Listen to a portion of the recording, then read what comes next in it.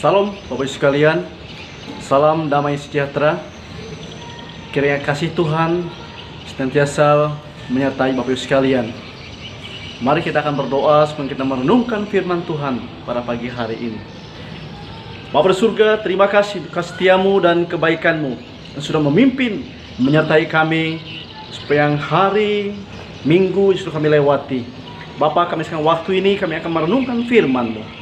Berbicaralah kepada kami siap untuk mendengar. Dalam Yesus kami berdoa.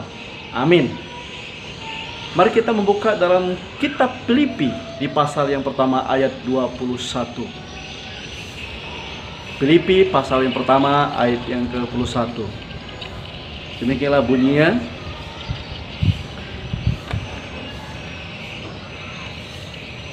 Karena bagiku hidup adalah Kristus. Karena bagiku hidup adalah Kristus. Tema kita, hidup yang berpusat kepada Kristus. Bos sekalian, ada sebuah kisah tentang seorang pengarang yang tak dikenal namanya. Dia menuliskan seperti ini. Dia berjalan-jalan dan menjumpai seorang mahasiswa. Dan dia bertanya, apa yang paling Anda inginkan dalam hidup Anda? Mahasiswa itu menjawab, buku. Karena memang dia perlu buku dalam dia masa-masa kuliah. Dan dia pun juga menanyai yang lain. Dia berjumpa dengan seorang yang sangat pelik. Dan dia mengajukan pertanyaan yang sama. Apa yang Anda inginkan dalam hidup Anda? Dan dia berkata, uang. Dan dia pun kembali mencari yang lain untuk menanyakan pertanyaan yang sama. Dia berjumpa dengan seorang pengemis. Dan kembali dia bertanya dengan pertanyaan yang sama. Apa yang Anda inginkan? Dia mengatakan dengan lembut, makanan. Makanan.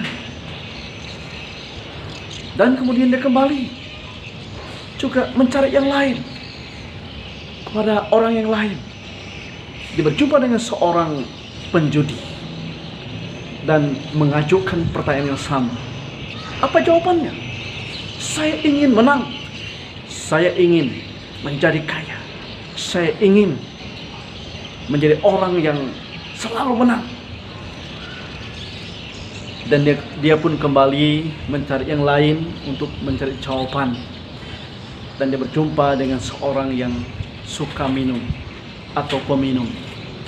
Dan dia menanyakan pertanyaan yang sama. Dan orang itu menjawab, yang saya perlukan adalah minuman, alkohol. Saudara, dari semua jawaban yang berbeda-beda ini, pada akhirnya dia menyimpulkan 3 hal. Yang pertama, itu adalah kekayaan, kemakmuran, dan kesenangan. Sekalian, beberapa waktu kemudian, akhirnya dia berjumpa dengan seorang yang sangat sederhana, seorang Kristen, seorang yang sudah lama menjadi saksi Kristus, seorang yang punya kesaksian dalam hidupnya sebagai seorang Kristen. Dan dia menanyakan pertanyaan yang sama. Apa yang dia inginkan? Maka dia menjawab, saya ingin seperti Kristus. Saya ingin mengikut Yesus. Saya ingin taat kepada firman-Nya. Yesus menjadi bagian hidup saya. Tujuan hidup saya hanya kepada Yesus Kristus, katanya. Dan orang itu kembali menambahkan jawabannya, seorang Kristen ini. Saya tidak ingin seperti siapapun. Saya mau seperti Yesus. Saya mau ikut Dia. Kalau boleh saya menapakkan kaki saya ke kakinya. Tiada yang lebih indah seperti Yesus, katanya. Nah, Bapak sekalian, Orang itu mendengar jawaban seorang Kristen yang luar biasa. Dia kagum dan dia terdiam sekalian. Itulah satu komitmen, satu pengakuan. Nah, sebagai anak-anak Tuhan, kita juga harus memiliki pengakuan itu seharusnya. Mengingat apa yang Tuhan sudah buat dalam hidup kita. Yesus sudah memberikan hidup yang kekal. Dia sudah memberikan pengampunan atas dosa kita. Dia memberikan pengharapan dalam hidup kita. Dalam hidup kita hari ini, besok, dan seterusnya. Seharusnya kita juga harus memiliki pengakuan seperti seorang Kristen ini. Tujuan hidup kita adalah Kristus. Kita mau taat, kita mau bersama dengan Dia. Kita mau sungguh-sungguh percaya, kita mau sungguh-sungguh berharap kepadanya. Nah, bos sekalian, adakah kita hari ini sungguh-sungguh menyerahkan hidup kita, menjadikan Dia pusat pengharapan kita?